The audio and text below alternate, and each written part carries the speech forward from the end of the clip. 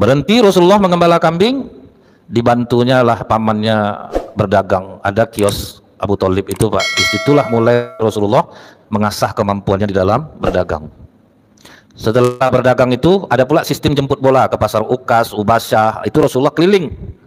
Ah, inilah asal mula pasar kaget tuh Pak ya, Senin sini, Selasa sini. Itulah Rasulullah keliling dulu Pak, jualan.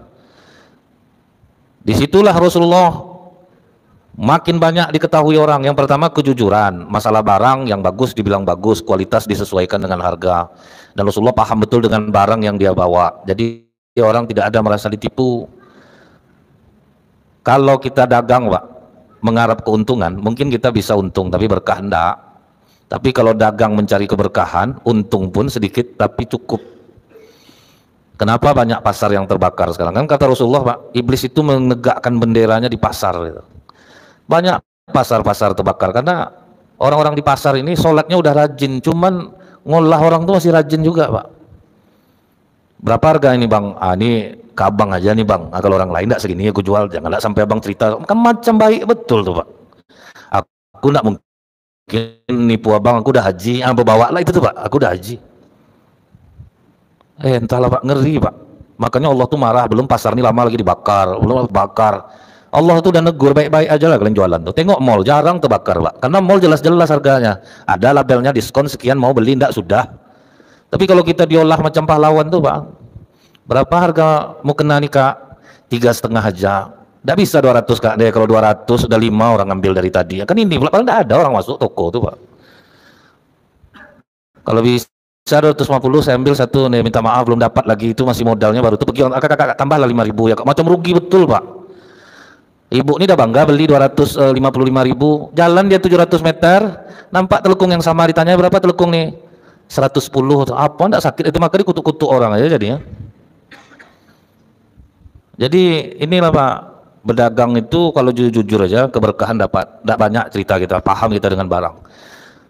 Masalah harga orang enggak masalah lagi. Dulu ada pedagang Pak, namanya Yunus bin Ubaid. Itu sampai orang minta doa sama dia Pak, karena dia memang jujur berdagang tuh. Harga udah dikasih tahunya, ini sekian ratus dirham, ini sekian ratus dirham, ini sekian ratus dirham. Pas ada ibu-ibu mau beli, bertepatan dengan azan asar, ditinggalkannya lah tokonya ini sama keponakannya. Dia balik dari masjid, berpas-pasan dia sama ibu yang belanja ke tokonya itu. Jadi ibu belanjanya Bu, jadi Pak, yang mana ibu ambil? Yang ini berapa? 600 dirham. Oh sebentar Bu, saya lihat. Oh ini cuma 300 dirham Bu, ambil kembaliannya lagi. Ah tuh Pak, dibalik Yunus bin Ubaid sampai orang kalau jumpa dia tolong doakan saya, karena langka Pak ada pedagang yang jujur seperti itu. Kalau kita berhasil anak buah menjual mahal lah, mantap kau ya gitu, pandai kita ngomong, jangan melangak melongok aja, enggak tahu orang, pandai kita ngomong. Dan itu orang-orang sholat juga Pak, ada kadang kalau nengok dia sholat zikir Pak, terpejam-pejam matanya Pak, tapi ngolah orang enggak tanggung kuatnya. Dia jual jam tangan antik, berapa nih Ji? Udahlah ambil aja lah 11 juta. Tak bisa 9 oh. Kalau 9 kuali. Nah Rasulullah ngajarkan kita dagang lah. Rasulullah itu makanya berhasil Pak, dia menguasai.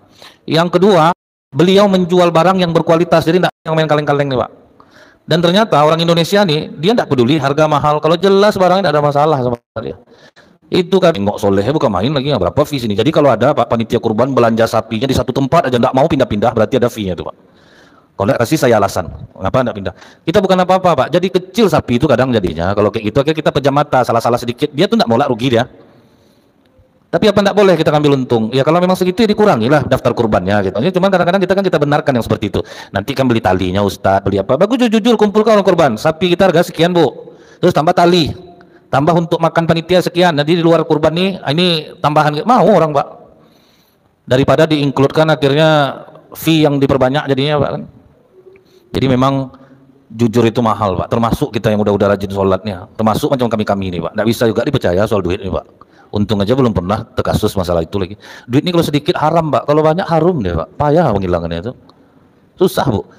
Macam ada orang bimbing ngaji itu, azab duit jamaah dibuatnya Pak.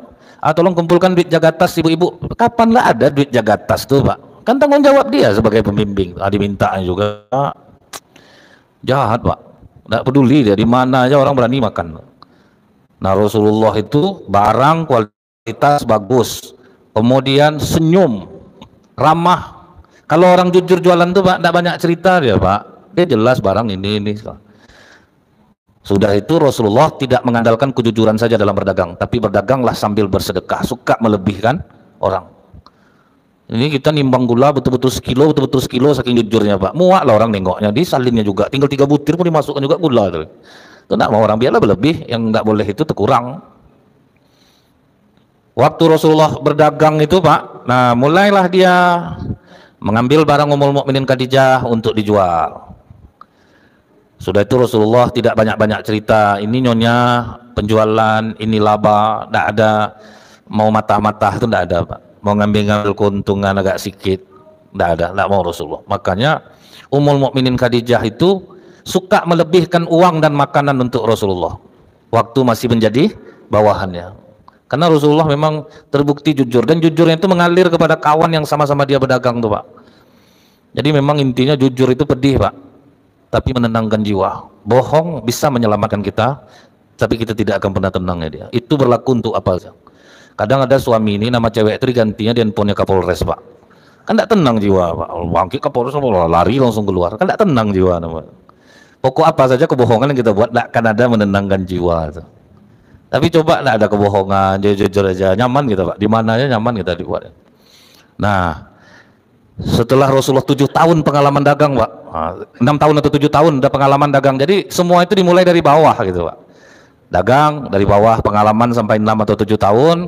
Pas bulan Syafar mulai ada mau dagang ke Syam.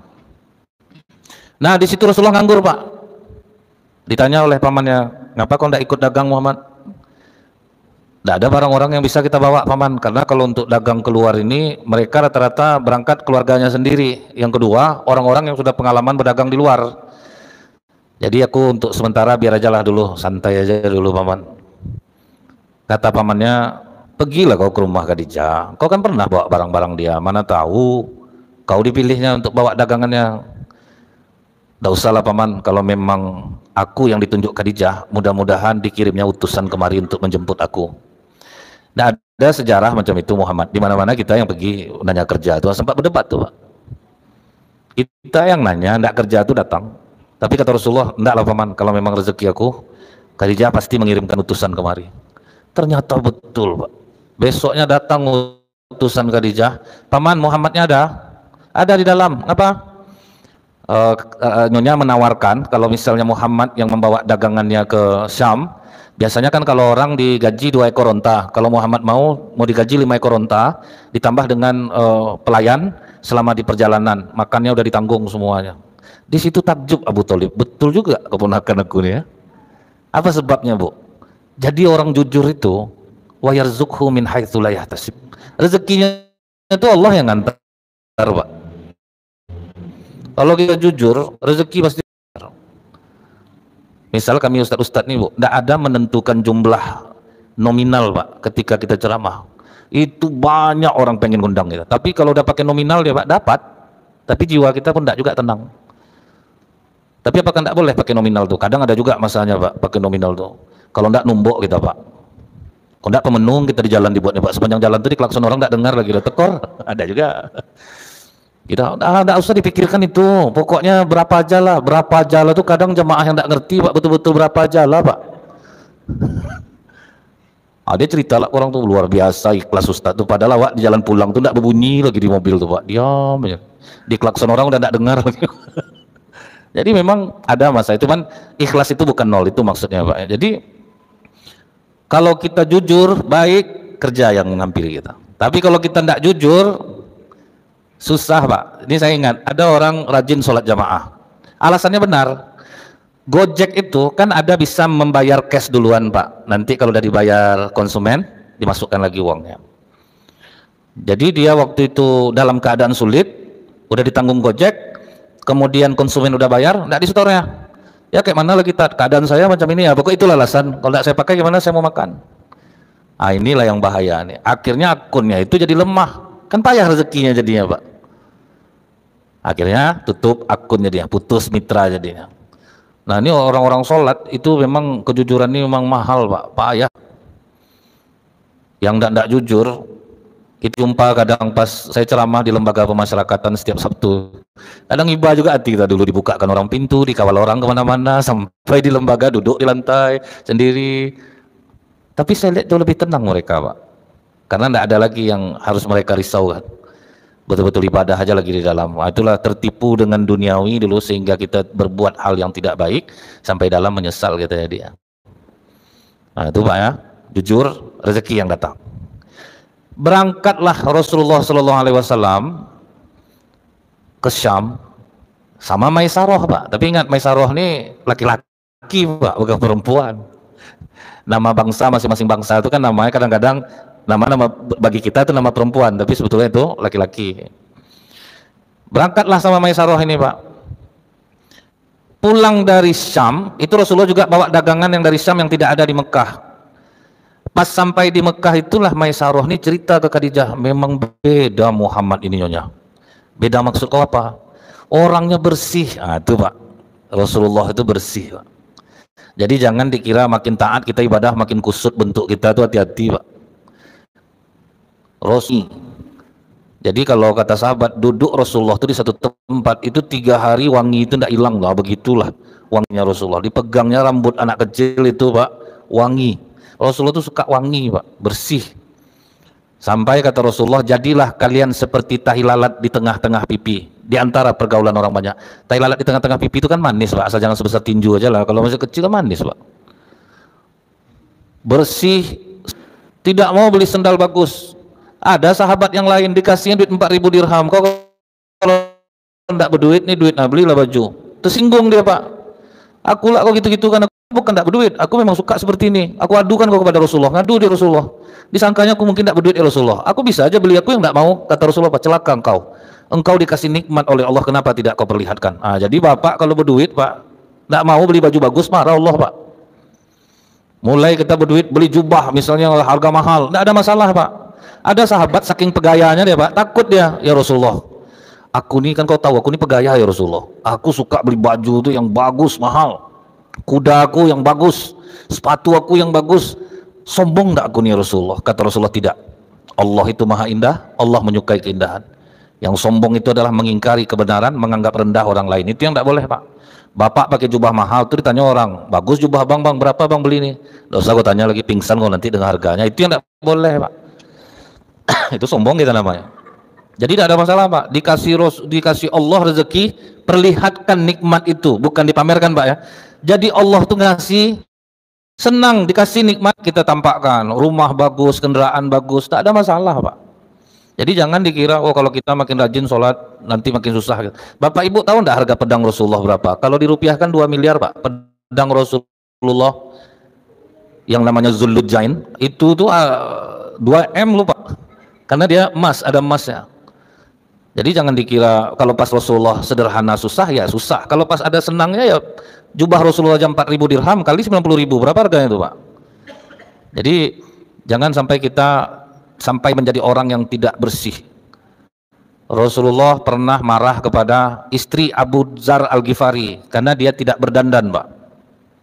Aisyah coba tanya sama dia, suaminya dari rumah enggak? Ada, kata Rasulullah. Kenapa dia tidak berdandan? Ditanya oleh Aisyah, Rasulullah bertanya, kenapa kau tidak berdandan, suamimu di rumah? Suamiku itu tidak butuh lagi ranjang pengantinnya. Jadi Abu Dzar tuh saking taatnya ibadah Pak, istri pun tidak disentuhnya lagi. Tidak mau nyentuh istri, tidak peduli dengan duniawi. Itu yang ditatar oleh Rasulullah Abu Dzar. Kau beriman tidak dengan aku? Aku ini aja yang nabi ya. Aku berpuasa dan aku juga berbuka. Ada waktu aku melayani tamuku, ada waktu aku untuk tidur, ada waktu aku untuk ibadah. Marah ke Abu Dzar dia. Jadi terlalu berlebihan pun tidak boleh. Kemudian Nyonya Muhammad ini dia tidak suka berteriak-teriak di pasar. Jadi Rasulullah itu jualan santai Pak. Kalau kita masuk di pasar, baju merah rambut keriting harga murah barang dibanting, ribut Pak. Heboh pokoknya kalau kita ini jualan. Nah Rasulullah itu mencontohkan Bu, jangan berteriak-teriak di pasar. Kemudian Nyonya dia orangnya tidak genit. Ini tidak genit nih poinnya Pak. Rasulullah itu belum ada berkasus sama perempuan lagi Pak. Kalau kita ini terbalik, sama istri orang nggak tanggung ramahnya Pak, sama istri sendiri enggak. Kalau sama istri orang, Kak, sehat kak, abang ada di rumah, ada baik-baik, makan jangan telat kak, sakit kakak nanti. Nggak lama sudah tuh nelfon istrinya. Itu berarti istri itu pak, kalau itu nada. Ngapa sakit perut bang, makan juga cabai itu lagi, udah berapa kali, itu nada ke istri itu. Jadi Rasulullah tuh pak tidak genit pak, nggak mau bercerita sama perempuan, beramah-ramah tamah gitu, nggak ada. Jadi membuat Ummul Mukminin Khadijah kagum dengan apa yang diceritakan oleh Maisarah. Maka sholat isya kita dulu lagi Pak, insyaallah akan kita sambung kembali. Subhanakallahumma bihamdika asyhadu an la ilaha illa anta astaghfiruka wa atubu ilaik. Assalamualaikum warahmatullahi wabarakatuh. Kemudian Nyonya Muhammad ini dia tidak suka berteriak-teriak di pasar. Jadi Rasulullah itu jualan santai Pak. Kalau kita masuk di pasar, baju merah rambut keriting harga murah mana dibanting, ribut Pak, heboh pokoknya kalau kita ini jualan. Nah Rasulullah itu mencontohkan Bu, jangan berteriak-teriak di pasar. Kemudian Nyonya dia orangnya tidak genit. Ini tidak genit nih poinnya Pak. Rasulullah itu belum ada berkasus sama perempuan lagi Pak. Kalau kita ini terbalik, sama istri orang tidak tanggung ramahnya Pak, sama istri sendiri enggak. Kalau sama istri orang, kak sehat kak, abang ada di rumah, ada baik-baik, makan jangan telat kak, sakit kakak nanti. Nggak lama sudah tuh nelfon istrinya. Itu berarti istri itu pak, kalau itu nada. Ngapa sakit perut bang, makan juga cabai itu lagi, udah berapa kali, itu nada ke istri itu. Jadi Rasulullah tuh pak tidak genit pak, nggak mau bercerita sama perempuan, beramah-ramah tamah gitu, nggak ada. Jadi membuat Ummul Mukminin Khadijah kagum dengan apa yang diceritakan oleh Maisarah. Maka sholat isya kita dulu lagi Pak, insyaallah akan kita sambung kembali. Subhanakallahumma bihamdika asyhadu an la ilaha illa anta astaghfiruka wa atubu ilaik. Assalamualaikum warahmatullahi wabarakatuh.